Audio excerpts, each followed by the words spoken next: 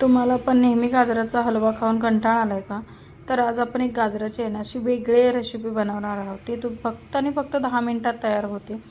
लागणारं साहित्य आपल्याला फक्त गाजर आणि गूळच आहे. अजिबात इकडे तिकडे आपल्याला जास्तीचं काय वापरायचं नाही आहे. थोडंसं जे आपल्या घरामध्ये अवेलेबल आहे त्यामध्येच ही आपण रेसिपी बनवणार आहोत. नमस्कार रामराम मंडळी, कशा आहात तुम्ही सगळे? स्वागत आहे तुमचं माझ्या अजून एका नवीन व्हिडिओमध्ये. तर तुम्हाला तर ही रेसिपी समजलीच आहे, तर तुम्ही नक्की सबस्क्राईब करायचं आहे. आता एक गाजर घ्यायचं आहे, मागचं आणि पुढचं त्याचं.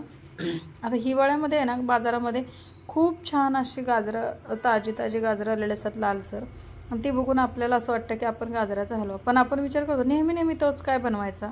तर चला आज एक वेगळी रेसिपी आपण करूया. गाजर घ्यायचं, पिलरच्या साह्याने अशा पद्धतीने त्याला छिलून घ्यायचं, म्हणजेच की त्याची वरची सालटं काढून टाकायची. बघा अशा पद्धतीने सगळीच इथे गाजरं अशी घेतलेले आहेत. तुम्ही गाजर कमी जास्त घेऊ शकता जितकं प्रमाणामध्ये. तर हे गाजर आहे ना तुम्हाला व्यवस्थित असं कट करून घ्यायचं आहे. हे कट का करून घ्यायचं ते तुम्हाला पुढे व्हिडिओमध्ये समजेलच. अशा पद्धती म्हणजे सर्व गाजरं अशी कट करून घ्यायची. बघा व्यवस्थित अशी सुरीच्या साह्याने कमी जास्त थोडीशी मोठी तुम्ही करू शकता. आणि हे जे आहे ना आपण चॉपरमध्ये बारीक करणार आहोत, त्याच्यासाठी तुम्हाला मी सांगते की असे तुम्ही बारीक चॉपरने करून घेऊ शकता. आता अर्धा किलो गाजरासाठी आहे ना पाव किलो गूळ घेतलेला आहे. गूळ तुम्ही सुरीच्या साह्याने असं घेतं किंवा किसून घेऊ शकता, किंवा गुळाची पावडरसुद्धा तुम्ही इथे यूज करू शकता. आता जर तुमच्याकडे चॉपर नसेल तर तुम्ही हे गाजर मिक्सरमध्ये फिरवून घेऊ शकता. चॉपरने सुद्धा छान चॉप होतात, त्याच्यामुळे ह्यात थोडी थोडी घालायची, नाहीतर चॉपर मोडेल आणि बाकीचे काम तिथंच राहील, चॉपरच्या पाठी लागावं लागेल. तर बघा अशा पद्धतीने हे चॉपरने गाजर मस्त असं चॉप करून घेतलेलं आहे. तुम्ही बघू शकता किती छान असं हे चॉप झालेलं आहे. एक बाऊल घ्यायचा, त्या बाऊलमध्ये हा जो चॉपरने आपण चॉप केलेलं गाजर आहे ते काढायचं. सर्व असं घ्यायचं. एका पॅनमध्ये इथे घ्यायचं आहे आपल्याला साजूक तूप घ्यायचा, किंवा तुमच्या जो घरात असेल ते तूप तुम्ही घेऊ शकता. 2 चमचे तूप घेतलेलं आहे. ते तूप थोडंसं वितळलं की आपण त्याच्यामध्ये गाजरचं टाकणार आहोत. व्यवस्थित गाजर असं मिक्स करून घ्यायचं, हलवत राहायचं, जेणेकरून सतत खाली चिकटणार नाही आहे किंवा कढईला हे होणार नाही. व्यवस्थित मिक्स करून घ्यायचं. आणि गॅसची फ्लेम जी आहे ना ती आपल्याला मीडियम ठेवायची आहे, हाय करून ठेवायची नाही. हायवरती काय होईल, पटापटात होईल, कलरसुद्धा वेगळा येईल आणि इथे पदार्थ बिघडण्याची शक्यता आहे. त्यामुळे सतत हलवत राहायचं. आणि व्यवस्थित असं झाल्यानंतर याच्यामध्ये जो आपण किसून घेतलेला गूळ होता ना तो गूळ घालायचा. आता इथे गूळच का घातला आहे, आता ज्यांना शुगर आहे ना ते सुद्धा ही रेसिपी आवडीने खाऊ शकतील. पुढे तुम्हाला समजणारच आहे रेसिपी कोणती आहे. छान रेसिपी बनते. आता गूळ घातल्यानंतर काय करायचं की सतत हलवत राहायचं. गुळाला पाणी सुटतं पहिलं असतं त्याला, गूळ मेल्ट होणार होतं. इथे पेशन्स ठेवायचे आणि थोडं 2 ते 3 मिनटं व्यवस्थित असं ह्याला परतत राहायचं. झाकून ठेवायचं. तोपर्यंत आपण इकडे थोडंसं मसाला तयार करून घेऊया. इथे 5-6 काजू आणि 5-6 बदाम घेतलेले आहेत.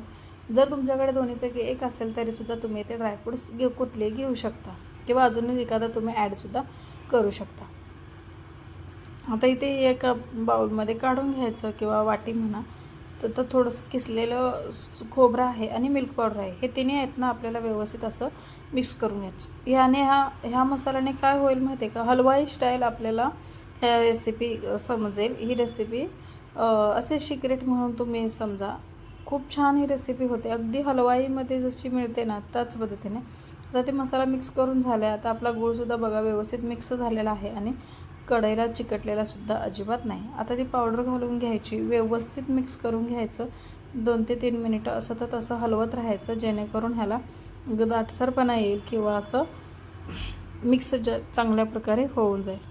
तर ही रेसिपी आहे ना आपण गाजर आणि गूळ वापरून ह्याचे आपण बर्फी बनवणार आहोत. तुम्ही जशी हलवाई स्टाईल जशी आपण म्हटलं मगाशी त्याचप्रमाणे आपण ही बर्फी अशी मस्त अशी बनवणार आहोत.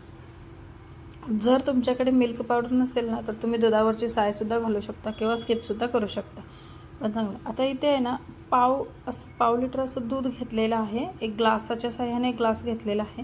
हे दूध मस्त तापवून थंड केलेलं दूध आहे. वापर ह्याच्यामध्ये घालून घ्यायचं. आता बघा ह्याने काय होतं, एक वेगळी अशी चव येते. मिल्क पावडर नसेल तर तुम्ही दुधावरची सायसुद्धा ह्याच्यामध्ये घालू शकता. सतत हलवत राहायचं, 2 ते 3 मिनटं व्यवस्थित हलवत राहायचं जेणेकरून हे मिश्रण व्यवस्थित त्या बॅटरपर्यंत, बर्फीच्या बॅटरपर्यंत राहील. सतत ढवळत असं राहायचं आपल्याला. बघू शकता तुम्ही खालीसुद्धा चिकटत नाही आणि कलरसुद्धा छान येतो आणि मिश्रणसुद्धा आपलं दाटसर व्हायला लागलेलं आहे. मिक्सर व्यवस्थित आता बघू शकता तुम्ही, कलर किती छान आलेला आहे. ह्याच्यावरती आपल्याला साजूक तूप 1 चमचा घालायचा आहे आणि नंतर लास्टला वेलची पावडरसुद्धा घालायची आहे. वेलची पावडर तुम्ही ज्या आपण काजू बदाम ज्यावेळेस आपण मिक्स केलं ना तेव्हासुद्धा घालू शकता, पण त्याची श्वास राहण्यापेक्षा सुगंध राहण्यासाठी ना आपल्याला शेवटी घालून द्यायचं आहे. काय होतं गरमीने कधी कधी हे होतं, एक कुठल्याही तुम्ही एक पसरट भांड्यामध्ये आहे ना असं तूप लावून घ्यायचं किंवा तेल लावून घ्यायचं. तर बटर पेपर असेल तर बटर पेपरसुद्धा तुम्ही घेऊ शकता. पण घरच्या घरी आज आपण बनवणार आहोत त्याच्यामुळे अशी मस्त अशी ही रेसिपी आहे आणि तुम्ही नक्की याला सबस्क्राईब नक्की करायचं आहे. कुठून माझी रेसिपी बघता ते सुद्धा तुम्ही कमेंटमध्ये सांगा. आता बघा इथे व्यवस्थित सेट करून घ्यायचं. आता इथून पुढची जास्त प्रोसेस अशी नाही आहे. इथं मस्त अशी सेट झाली ना की ही बर्फी ह्याच्यामध्ये आपल्याला ड्रायफ्रूट्स घालायचे थोडे सुके असे वरून किसून घेतलेले किंवा बारीक चिरून घेतलेले म्हणा, असे तुम्ही थोडेसे घालायचे. लगेच घालायचे नाहीत, एक अर्धा 1 तास ही बशीच ठेवायची सेट व्हायला. मग थोडीशी ओलसर असेल ना तेव्हा घालायची आणि वरून असं दाबून घ्यायचं जेणेकरून ही पडणार नाही आहे. अशी आपली बर्फीची होती. यानंतर आपल्याला काय करायचं, 1 तास फॅनच्या खाली ठेवायची किंवा अशीच बाहेर ठेवून द्यायची आणि नंतर 1 तास आपल्याला फ्रीजमध्ये ठेवायची जेणेकरून आहे ना ही बर्फी खाताना किंवा कापत असताना कुठेही तुटणार नाही किंवा काही नाही. याला जेवढी सेट होईल ना तितकीच छान. आता तुम्ही बर्फी आहेत ना कोणत्याही आकारामध्ये कापू शकता. त्रिकोणी कापू शकता किंवा चौकोनी कापू शकता, तुमच्या आवडीचं. तुम्हाला चौकोनी आवडत नसेल तर तुम्ही त्रिकोणी आकारामध्ये सुद्धा ही बर्फी कापू शकता. पण इथे चौकोनी आकारामध्येच ही बर्फी आता सेट केल्यामुळे बघा छान अशी सेट झाल्यामुळे कुठेही याचा तुटण्याचा किंवा हे करण्याचा अजिबात येत. तुम्ही बघू शकता किती मस्त असं इझिली आपल्याला हे कापता येतं आहे. किती छान अशी ही बर्फी तयार आहे बघा, अगदी कमी वेळामध्ये. आणि हे शुगर ज्यांना आहे ना ते सुद्धा खाऊ शकतात त्यांच्यासाठी सुद्धा, म्हणूनच आपण इथे गुळाचा वापर केलेला आहे, ते सुद्धा आवडीने खाऊ शकतील.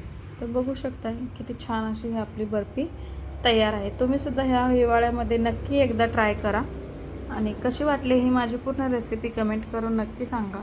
चॅनेलवर नवीन असाल तर लाईक, शेअर आणि सबस्क्राईब करायचंच आहे.